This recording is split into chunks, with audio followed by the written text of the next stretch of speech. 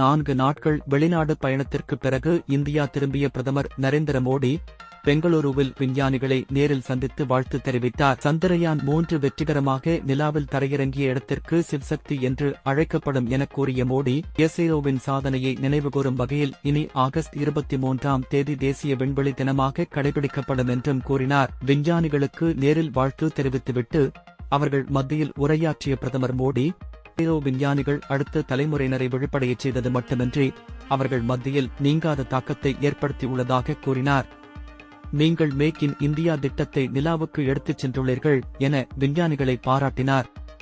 விஞ்ஞானிகளின் உழைப்பிற்கும் பொதுமைக்கும் ஆர்வத்திற்கும் தலைவணங்குவதாக கூறி நிகழ்ந்தார்.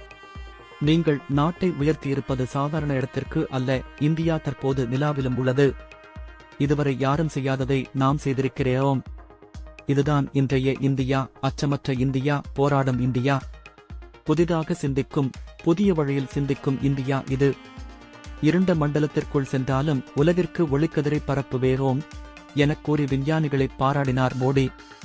இந்த 21ஆம் நூற்றாண்டில் இந்தியா உலகின் மிகப்பெரிய பிரச்சனைகளையும் தீர்க்கும் என்றார்.